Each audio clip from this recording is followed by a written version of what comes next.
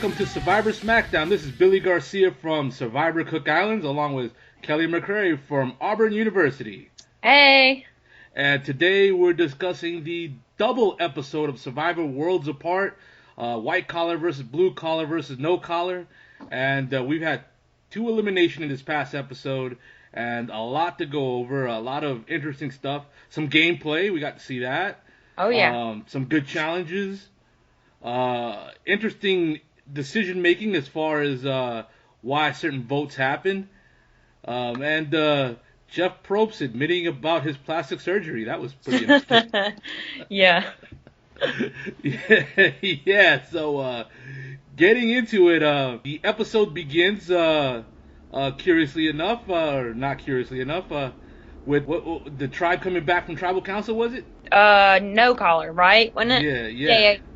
They were on a bit of a losing streak there. Yeah, they're a bit of a losing streak. And I think Will was kind of admitting that if they were to lose or something were to happen, he would be the next to go. Which I felt the same way. Yeah, I was actually kind of thinking that was how the episode, or at least the first half of the episode, was going to go. Oh, yeah. But no, we've got, you know what, let's just jump right into that first challenge, because that first challenge was, what I liked about this episode is that we had reward challenges and immunity challenges separated finally. Yes, finally. I was so happy when that came about. Like, I was just like, yes, finally, 2 different challenges, no more, all in one. So it was good for that. And after 3 episodes of just getting 1 challenge, we got an episode with 4 challenges. Yes, it was great. Like, is there anything better than watching 2 hours of Survivor on a Wednesday night? Like, it just doesn't get better than that. I agree with you completely. So that first challenge was a classic. It was what we expected, where someone was blindfolded for the tribe, and they would get called by their tribe member who's up on a platform. Mm-hmm. And we thought Will, for his tribe, would be the caller. Right, because he's a YouTube person and talking and everything. And yeah, that's sort of his thing. That's his skill. Yeah. And also, he's kind of a big fella, and when you're dealing with obstacles, you don't really want the big fellas dealing with obstacles. Exactly, yeah. It was kind of weird that they didn't choose him, I guess. Yeah, that was weird. But instead, they had him as a rope puller, so he didn't have to do the obstacles. So I guess they were kind of trying to hide him, maybe. Hide him in the challenge, hide the weak link. That sort of strategy. Or just avoid big problems further on into the challenge, I guess, maybe. Because they also, the blue collars did that with Dan. So it kind of gave me the impression, okay, that the tribes had the strategy that the biggest dude, if they couldn't sit him out, they were going to kind of hide him as the rope puller. Right. Yeah. So no, it was interesting how it played out, and of course there was a lot of spills, as you would expect. Oh yeah. The white collar, for some reason, was it the white collar? They kept going under the obstacle instead of around it. That's confusing me so much, and they literally every time they were going under, and it doesn't make no sense, especially when there are gaps in it for you to go through. I didn't understand. Yeah, and then you're tied together, which makes it that much harder to try to drag somebody under. You're just making yourself lose, I guess, or putting yourself in the position to lose, which makes no sense. So the challenge gets interrupted when Dan lets go of the rope just out of left field. He kind of just felt like, let's let this thing drop. Mm-hmm. And boy, did it ever drop. The internet was ablaze with, oh my God, they killed Kelly. Yeah. At first, from the preview, or not from the preview, but at first, when it first showed her, it didn't seem that bad. It's just oh, she may have gotten a little nick on the head, and because you could see a little blood, but then it's her whole buff turned red, and I was like, oh my gosh, this is serious. And now the fact too that when medical came in, they kept her blindfolded because the challenge was still going on. So it's half blindfolded still while they were tending to her. That was kind of funny, but I just cannot believe how, I guess, bad the actual damage to her forehead was. Yeah, well, as a former pro wrestler, we tend to get our foreheads cut open on purpose as a way to do blood in a match. And so, it's one of those areas most people would never know bleeds so much. Yeah. And then later on, it was revealed and back at camp that I guess she had, was it 6 stitches or something like that? Yeah, yeah. Dang. But she was such a badass because she just kept on continuing with the challenge, and it was just like, yeah, right on. You know, to me, the good part was that she wasn't like knocked loopy. If she was Yeah. knocked loopy, that would have been way worse than the stitches, because that would have been like a concussion. Oh yeah, And that you don't really recover that well from concussions, even if in ideal conditions, let alone in a survivor condition. Yeah. And then also too, cause like, it was kind of funny. Jeff was getting so mad at them because, Dan wasn't the only one. I think the other tribe too, the white collar, they were dropping the lift. Cause like, no collar had it down pretty pat, I feel like. Like they were letting it up and letting it down smoothly, but like blue collar and white collar, they were just like dropping it, and Jeff was getting so mad at them, like, do not break the challenge, because the course of the challenge or something. It seemed like he was so worried about like the actual like course, I guess. It seemed like, I don't know. If you break the platform, isn't that it for your tribe?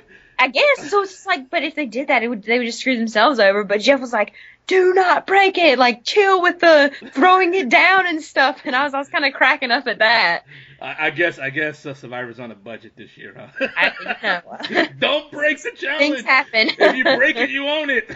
Yeah, break it, you gotta buy it. Yeah. All right. So the reward was chickens. What was it? 2 hens and a rooster. I think so. Yeah, and then 10 eggs for the second place.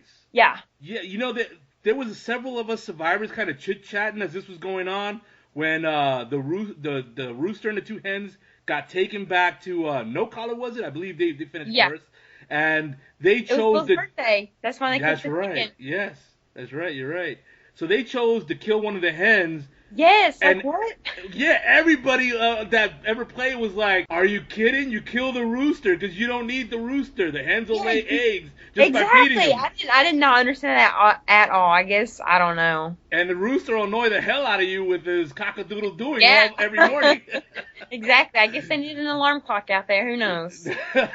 No, I just thought that was really ignorant on their part. Oh yeah. Yeah. Okay, future Survivor players.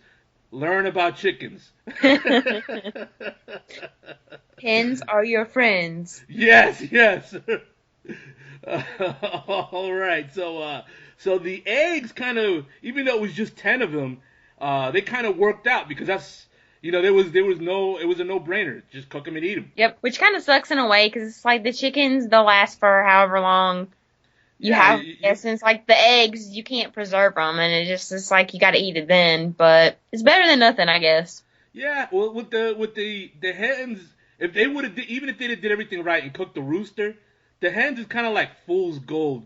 I felt because we've had chickens in our season of Survivor as well, and it's kind of fool's gold because even if both hens lay an egg every day, which they won't, but let's say they do, all right, 2 eggs divided by 6 people. Yeah, doesn't go a long way. Yeah, it's fool's gold. So if it were me, I'd have been like, kill a chicken every other day. You're expecting to merge anyways. Right. So kill a chicken every other day, and you got food every other day. The eggs, like you said, it's a one-shot deal, but at least it was a no-brainer. Yeah. So over on Blue Collar Tribe, Rodney makes the remark that women should hold themselves to a higher standard. I'll let you go off on Rodney here, but I'll just say the dude sounds like he's been hurt by women. That's what it sounds like. Possibly, I guess. But like the thing with that was that I feel like I could see where he was coming from. He just didn't say it the right way. Okay. I can see like he was saying, but the way he said it was women in particular. I feel like it's people in particular. Like you need to have high, or I guess you could have high standards for yourself because it's just like personal gain and all that. So it's like if you have low standards for yourself, like that's not good. Like no one wants to have low self-esteem or anything. But I think that's kind of what he was getting at, was like not just women in particular, but just in general. Like it's a good thing to have, I guess, high standards. But then again, it's kind of not, because then your expectations are high, and then when you don't meet them, things go wrong. But I just feel like the way he said it maybe didn't come across like people wanted. I'll just say you are much more merciful than I think 90% of our female audience would have been in Oh your yeah, place. yeah. I mean, They'd it's in both sides of things usually, and I don't know. It kind of maybe I guess offended me and just a tad, but not near as much as maybe some people because I could see what he was trying to say. I feel like. wow, okay. I think Rodney's at a point where like he's so depraved, sleep depraved, food depraved, everything depraved, that his filter's gone. Like he's saying Yeah. stuff that would have been internalized back home, and Oh he yeah. wouldn't have said out loud at all back home. So yeah, my advice is kind of late in the game, but my advice to him would have been like always take stock of where the cameras are, so that you never forget that 40 million people worldwide are hearing what you have to say. Yeah. Yeah.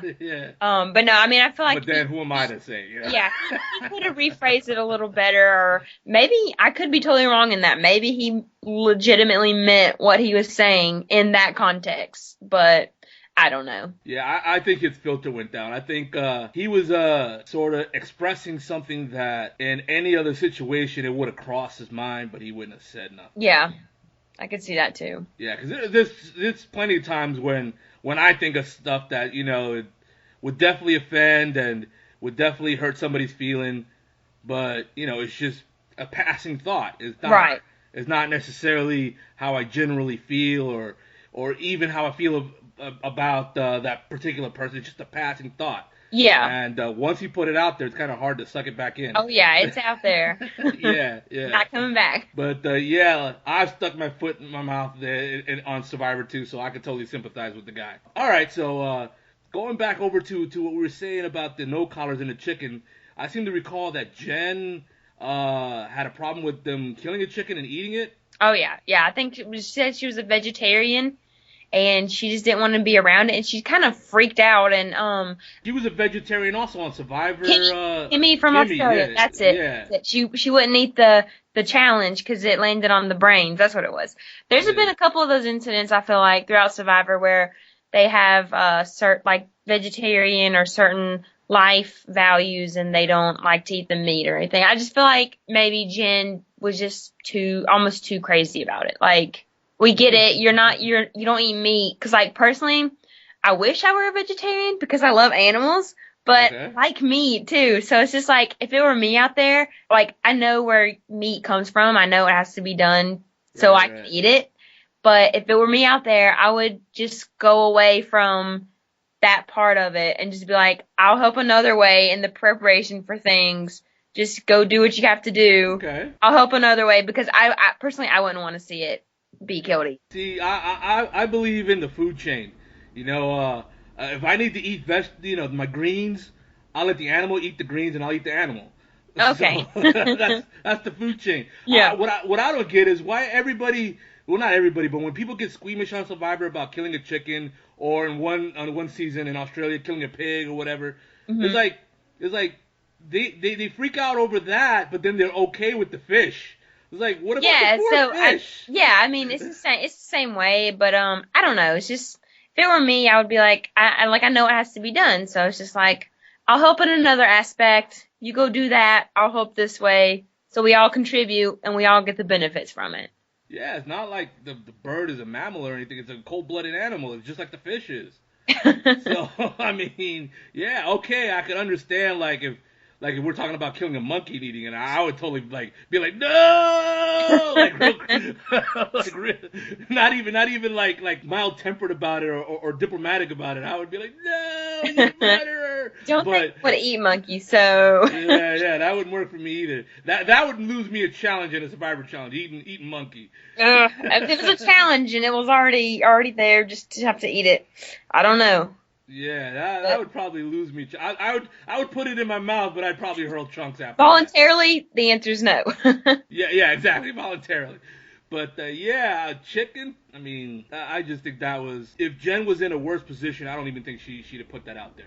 Yeah, I mean, I just feel like that sort of thing on Survivor usually gets blown out of proportion more than it should, just because the person doing it is just like over the top with it. Yeah, I totally agree with you. I totally agree. All right, so then we get to the well, no, wait. First we get to the white collar, and Sharon continues her thing, her behavior, Her craziness. Yeah, I'm trying to be mild because I really do like her. No, I do. Yeah. I think she's fun, but it's just not going over well on the white collar No. tribe. And then Carolyn seems to be spearheading the whole Sharon and Max. You know, they're getting too close. That Max, Yeah. what do you call Max? A cult leader? Yeah, that's what. Yeah, I don't know about a cult leader. That tribe is too small for to call somebody a cult leader. 'Cause he's got one follower. I wouldn't call it a cult leader. But still, that was in Survivor, duos are dangerous. So. Oh yeah. That's what. Yeah.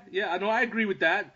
But still, I don't know. I just think maybe I like Max and Sharon just because they're so entertaining. Yeah. No, I like them too. I agree. Yeah. Yeah. But yeah. Okay. So Carolyn made some moves against Max and Sharon, and just before they brought us to the very first immunity challenge, the first of 2 in this episode. This one involved, of course, a series of obstacles. That seems to be the popular thing this season, where it's a lot of obstacle courses. Mm-hmm. They grab a bag of balls. I see. Now we're setting ourselves up for some jokes here. So they grab a bag of balls and they use them to navigate a maze. Yes, that was really cool. I feel like it hasn't been introduced in Survivor yet, has it? No, I think this was a new one. Yeah, it was really cool. I liked it a lot. Yeah, it was good. It was fun. I don't know. I like the new challenges and the unknown of it, but at the same time, the old classics. It's fun to see different takes on the old classics and how other people handle it. But yeah, no, it's good to have new challenges from time to time. I agree. Blue collar gets sent to their first tribal council. Let's just jump right to that. Right. The challenge was interesting, but the thing I had been waiting for. Remember, that was my what to see in the last Survivor Smackdown. Yeah. Was to see blue collar have this nuclear meltdown at tribal council. And so that's why. Yeah, that's why I have to jump to it. Sorry for challenge lovers there, but this was my favorite part of the whole episode. Right away, kind of Jeff Probst kind of gets into the whole trying to decide the whole dynamics of the thing, and it doesn't take long for Roddy to kind of do what he does. Again, here we go again. Yeah, and for a while they had me fooled. They had me really fooled because Lindsay said all the right things. Yeah. Lindsay was saying the kind of stuff that would normally win over a tribe. Exactly. And I don't because the whole insult thing came back up again at the tribal and he was saying how Rodney was the only one girl that mattered in his life with his mom, but then Lindsay, the stuff she was throwing back at him in response, it was like, yeah, she's right. Yeah, no, I agree. Yeah, and then when Rodney gave his spiel about not caring, maybe not caring, but not being so overly concerned about how he's voicing his opinion, putting it out there, Lindsay said all the right things that you would think would rally the tribe around her. Yeah. So I was shocked that it ended up not. Yeah, and that was Lindsay too, because she was so outspoken, and a lot of the stuff, if not all the stuff she always said, was like 100% true, and she just told it like it was, which sometimes that can come back to bite you in Survivor, but I felt like it wasn't that bad so far, and I liked her. Yeah, no. Not only did she told it what how she felt, like she was honest about her feeling, but she found very tactful ways of saying it. Yeah. Which is kind of the contrast with Rodney. With Rodney, he still says this, they're both the same in that they say what they mean and mean what they say, but Rodney was not so tactful, whereas Lindsay was. But Rodney. Maybe this is a case where they felt like A, they wanted to win challenges, and B, that's a good person to sit next to. Yeah. And then also with this tribal was, I guess, a 3-way tie shocker that I wasn't expecting. Like, literally, my mouth dropped open, and I was just like, what? Because when Jeff was reading the votes, I was like, okay, it's going to be this person. And then it wasn't, and they just kept going. And it was a 3-way tie, and I was like, I do not understand what's going on. Like, I felt like, okay, maybe I wasn't paying attention earlier in the game or something. Like, I missed something. Like, why are 3 people's names out there? It was crazy. Well, yeah, this whole splitting of the vote thing has become like the MO of the season. Yeah. Instead of Survivor Worlds Apart, it should be called Survivor Plan Voodoo. They should give like cowboy royalties, because like every tribal council is splitting votes. Yeah, it's that's not always a good thing to do. Just vote and just do it. Yeah, oh man, but yeah, I was sad to see Lindsay go. They made a big issue about her having a tattoo on her face, and I thought that was just, not this episode, but overall during the season. Yeah. Yeah, I kind of felt like, that was kind of uncalled for. Different strokes for different folks. Yeah, but then afterward too, I saw an article appear, and I think it was Cochran had an interview with her, and that was one of the big questions with the interview. And I think, if I remember correctly, she said that the tattoo itself was the lace pattern from her grandmother's wedding dress or something. Okay. So it actually had meaning for her. So I feel like, she can do what she wants, and it's not like it's just something random, which even if it was, it's no one else's business. So yeah, it's her face. No, yeah, I thought it was, after the explanation, I thought it was a pretty cool thing. yeah, that was cool. That was cool that you brought that up. All right, so then we come back from Tribal, or the show comes back after the Tribal, and we're still watching more Survivor. That's the best part. Yeah. Well, when they get back to camp, though, Sierra is really upset because her name was thrown out there, and then that kind of leads into when they tribe swap, that she flips on her previous tribal alliance. Right. The tribe swap. That's kind of what I want to get into here. The interesting tribe swap. I'm not feeling this random stuff anymore, because this is not the first time that we get one tribe that's loaded with all the athletes, and the other tribe is kind of depleted. Like, one of the 2 dudes that they have in a tribe is Will. Yeah. So it's basically, a bunch of women, Will, and then, okay, you got one stud to, not that I'm putting down women or anything, yeah. But it just, I don't know. I feel like that, it kind of makes things lopsided. Like, they plan these challenges ahead of time. Yeah. What happens in a wrestling match type challenge? Yeah. It did seem a bit lopsided after the whole tribe swap, and I think I even got brought up in the next tribal, didn't it? I think it got brought up. Oh yeah, for sure, and it should be constantly brought up. Oh yeah. I would have preferred like a schoolyard pick'em, where you have to pick the opposite gender every time you pick somebody. Yeah. So, like, let's say the first 2 pick the rocks out of a bag and they're captains. Let's say they're both guys. Both guys have to pick girls. And then the girls that get picked have to pick guys. Right. And those guys that get picked have to pick girls. Yeah. So that's more fair. I think that's the best way to do it. But then again, it's Survivor, so randomization is a good factor, shock factor. I don't know what you want to call it. Yeah, no, I understand they're trying to not look like this game is set up by being random. Yeah. But at the same time, lopsided challenges and all that kind of detracts a little bit, in my opinion. But all right, so having voiced my grievances on the tribe swap here, we get into the challenge, and it's the old slingshot, catch the ball in a lacrosse net type deal.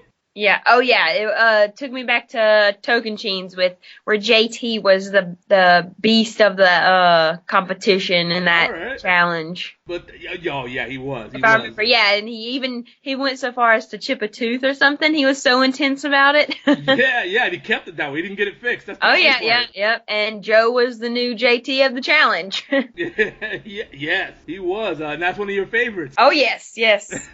All right. So he was the golden boy of this challenge. I like the choices they had for launching the balls. I'm just not entirely sure about the matchups. I kind of felt like the matchups weren't thought out as well, like on those that were catching. I would definitely not like to put like a tall dude and then have a woman with him that's kind of shorter.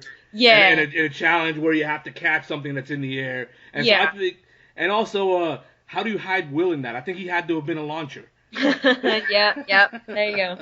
Even though he did catch one. Let me put it there. He shut me up. He caught one. He did. Yeah. The launcher, I think, had as much to do with the win as anything. And it was a good challenge. Again, I like the classics that when they brought back, but I don't think there was a whole lot of strategy in this one. It was just more just straight out athleticism. Yeah, whoever can catch the best is gonna be the catcher, and it was Joe. It was Joe. I'll give you that. All right, so when we come back to camp, our boy, Mr. Epic Beer, Max, gets stung by a stingray. Not in 1 foot, but in both feet. 2 feet, yeah. I just kept thinking to myself, he needs to be glad, like, his dingling wasn't hanging out while this is going on, because it could have been way worse. I would trade 2 feet for one dingling any day. And then we have the wart soup, foot soup. Ugh. But yeah, maybe I'm thinking something different. But I seem to recall in a past Survivor somebody else getting stung. But that was a jellyfish though. Well, it was. I know season 4, Marquesa. John got stung by a sea urchin. A sea urchin, okay. And he was like, because I think he was a nurse, and he knew what needed to be done, and so he's like, somebody come pee on my hand, because of the reaction with the, I guess, poison from the sea urchin or something. But that was the first thing that came to my mind when this happened. Yeah, okay, maybe I'm a naughty player or something. But being me, I would have been like, "Oh, dude, Max, we gotta pee on your feet now." Just because. Yeah, no, you don't. You're a Survivor fan, don't you remember? That's what we have to do.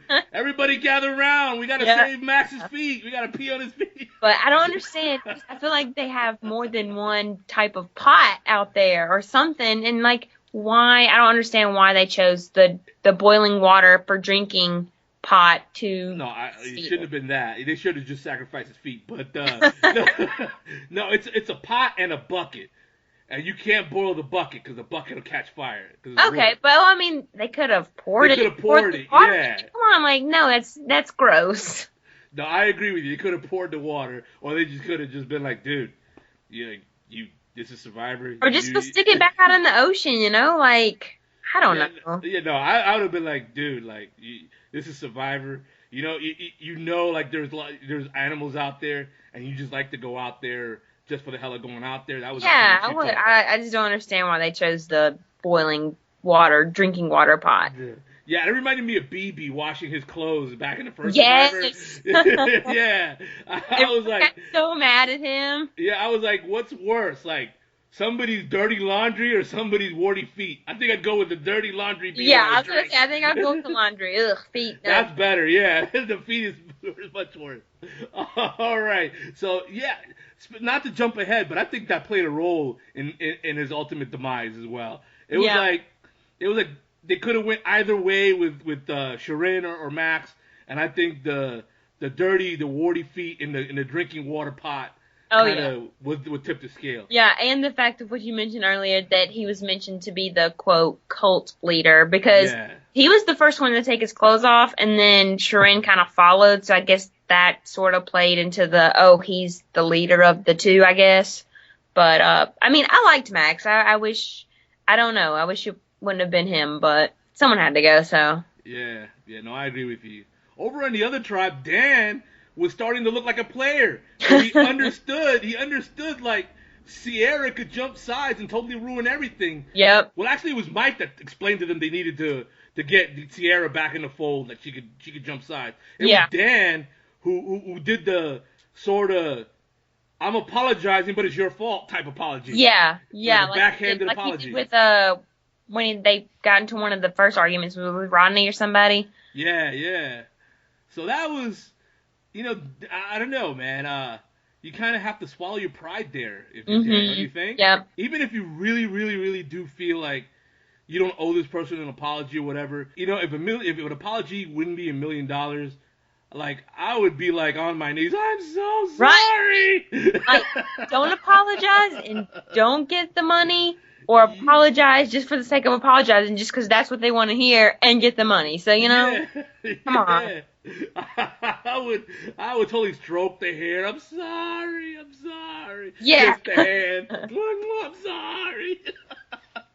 It's $1 million. Because every time I'm saying I'm sorry, I'm saying it's $1 million. Secretly on the inside. Yeah, on the inside. That's what I'm really saying. But all right, I guess Dan, as a postal worker, doesn't really want $1 million. He wants to be right more than he wants $1 million. That kind of reminds me of something my dad used to tell me when I was a kid. I used to be really nice to people, and I would give like homeless people my lunch money just because I felt bad for them. And he was like, being a dad, he's like, no, it's nice that you're trying to be nice, but the world doesn't want to be saved. Yeah. The world wants to be right. And so it goes in the game of Survivor. Yeah. So we get to the immunity challenge. The immunity challenge, and we had the old place the pots on a sled and drag it through obstacles. Once again, obstacles is the sort of the theme of this season when it comes to challenges. And this is the whole thing that once you get the pots in place, you swing this sort of wrecking ball and have to break them. Right. All right, we saw an epic fail in this challenge when it came to dragging the sled with the pot in it. Oh, don't push it. Just pull it. It was so much easier if they would have just pulled it. I totally agree. And there was even one point where we had one person pulling, and then you had another player just kind of standing there not knowing what to do. Yeah, and the rest of the tribe were even saying, pull it. Do not push it. Just like, it bothers me when people don't realize what they're doing, I guess. I don't know. Yeah, that's, I think it's a lost art to read the tree mail, figure out what the challenge is, yeah, and then, like, work it all out before you get out there. Maybe even find a way to practice. I think that's a lost art. I think that's an old school thing, which is too bad. Future Survivor players, don't underestimate the importance of tree mail. It's in my mind. So this was a one-sided challenge. I don't even think the other tribe got to smash a single pot before it's over. No, I don't think so either. Because, Dan was the smasher, and it was just like that kind of sort of came out of left field, and he sort of just like, I feel like maybe redeemed himself a bit because he hadn't really been too, I don't know if involved's the right word, but he was just, it always just seems like he was kind of there in challenges, like he was doing his part and everything, but like this challenge seemed to have fallen like all on him, and he just like dominated the wrecking ball portion. No, I agree. What Dan was doing in previous challenges was not being the guy that would lose a challenge for them. Yeah. Whereas this one, he was the guy who won it. Exactly, yeah. Yeah. I was kind of joking on Twitter saying this is what he does with our packages at U.S. Postal Service. So maybe there's some truth to it. I don't know. But all right. So not surprisingly, the tribe with all the dudes win. Yeah. And especially in a challenge that is very physical and it has no puzzle element to it, which is, I always feel, is the great equalizer. Yeah. But at the same time, in the last 2 or 3 Survivors, there's been so many puzzle challenges. I can see why they had planned ahead to stay away from that. Right, yeah. So it's balance it out, I guess. With the women's tribe, though, I would hope that they have more water challenges, because I think that would be an equalizer for them, just because they would be quicker in the water. And guys like Dan and Mike would slow down the other tribe. Yeah, that makes sense. That maybe we'll see that this next episode. Hopefully. But all right, so we kind of get back to camp, and the scheming starts, and I don't know. I think it was more editing to make it look like it was a closer deal than it was. I honestly thought it was gonna be Sharon for a while there, maybe up until like the beginning. Right.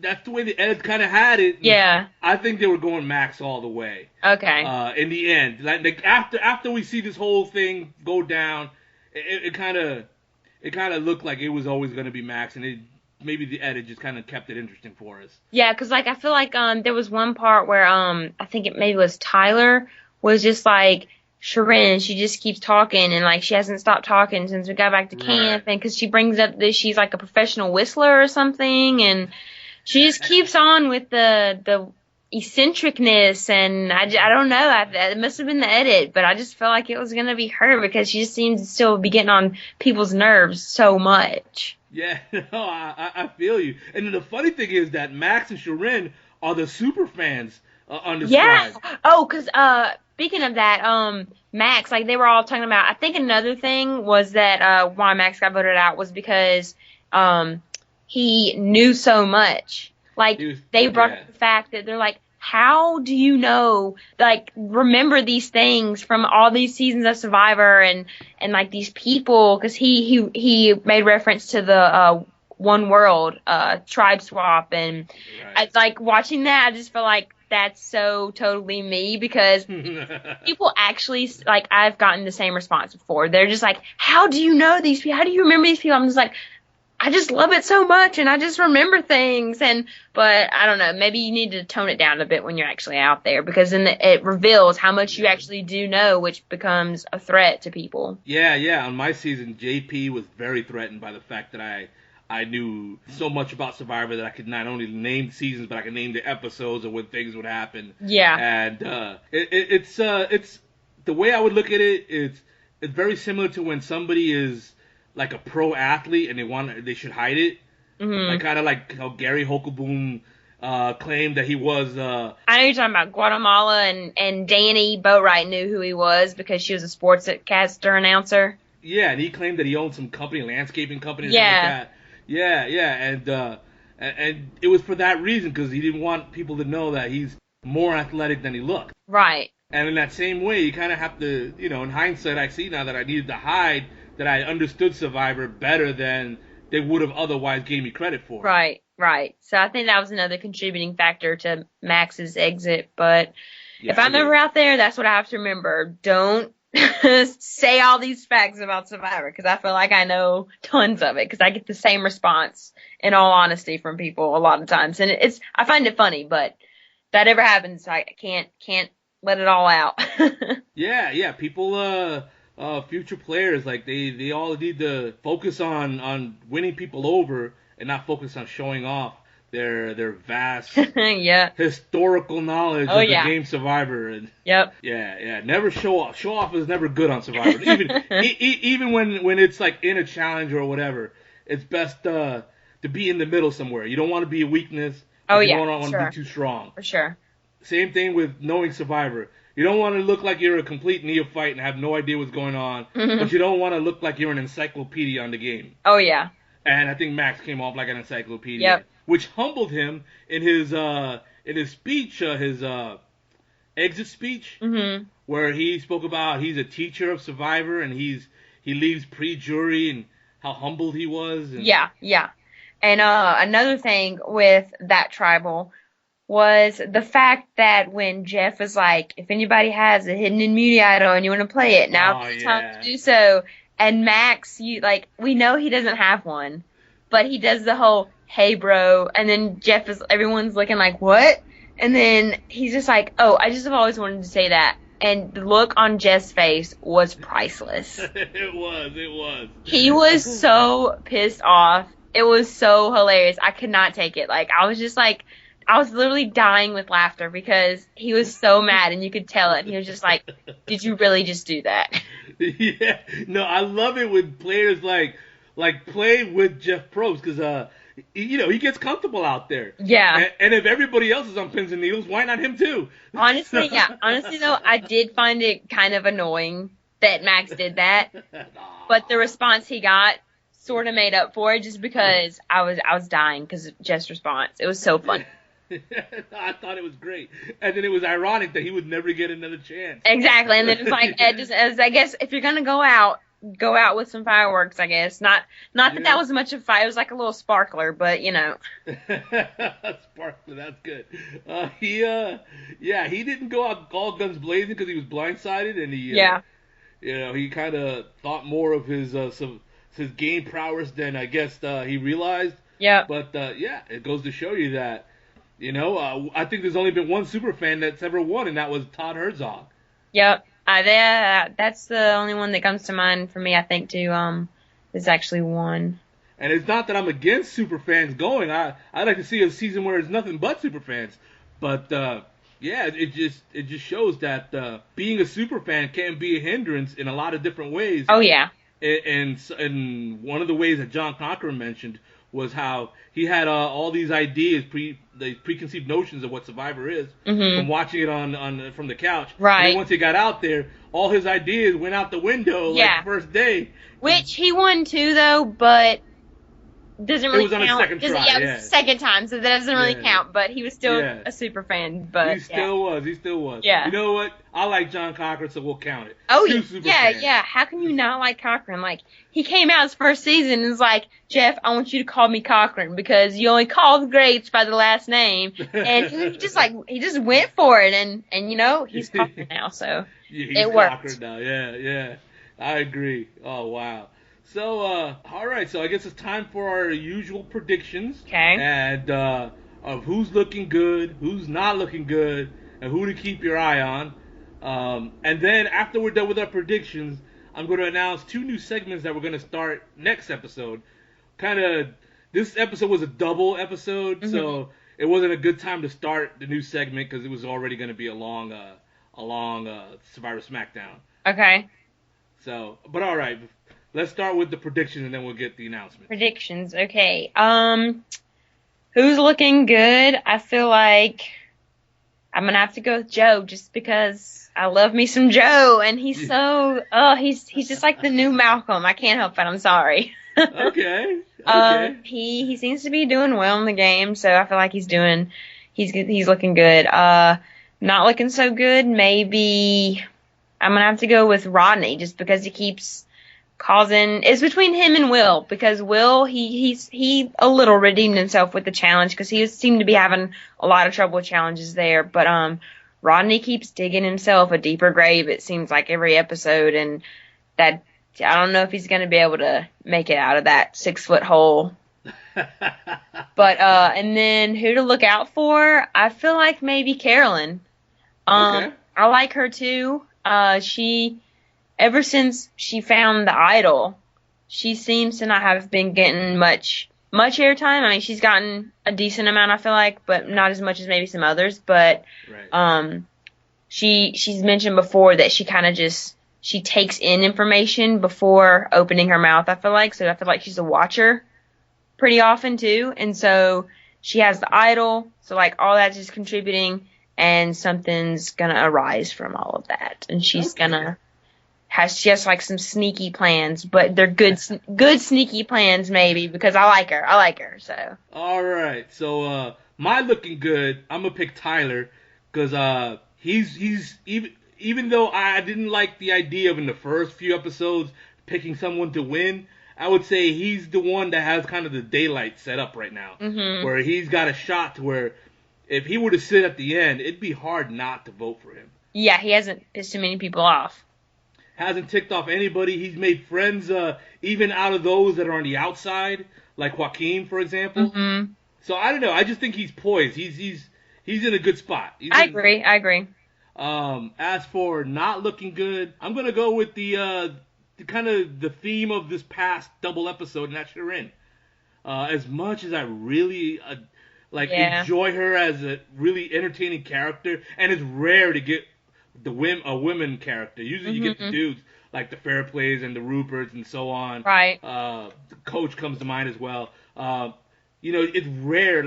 Maybe Sue Hawk was and Shambo were like the only 2 true women characters. I like Sue. Yeah. Yeah. So yeah, I think Shirin, maybe not to the extent in a different way than the other 2. I think she's gonna, if she could somehow make it to the merge, even if she's the first one on the jury, I think she'll be a classic Survivor character. Oh yeah, for sure. But I think it's not looking good for her. Yeah. So who to watch out for? Who to watch out for all the right and wrong reasons, mostly the wrong reasons? I'm gonna say Will. Will is in a spot where A, the women have the power, and B, even though he's a dude, it's easy to blame him. Mm-hmm. And so because it's easy to blame him, he's outspoken. The women have the power, but he's only one of 2 dudes. Right. Yeah.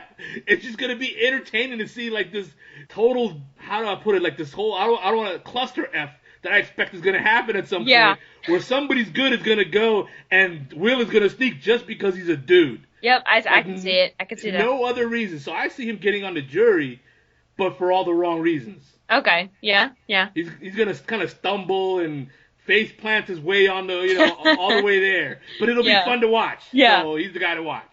All right. So all right. So our two new segments that we're gonna have starting next week. The first segment is going to be called the Dum Dum Dum segment, where at some point when we're explaining what happened in the episode or in a challenge or whatever, music will magically appear out of nowhere and go Dum Dum Dum. And, for a Dum Dum Dum moment of the of the episode, yeah.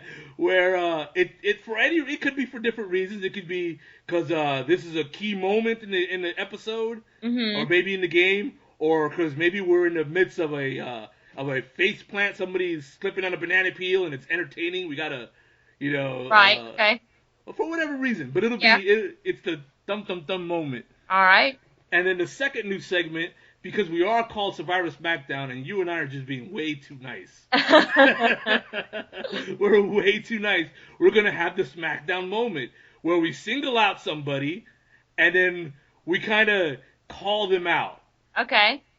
There's some easy people out there, like Rodney and Will immediately come to mind, and Sharon, as much as I love Sharon, they immediately come to mind, but it doesn't necessarily have to be somebody obvious. Okay. So those are going to be our two new segments, just to add a little bit more fun and comedy. And, right.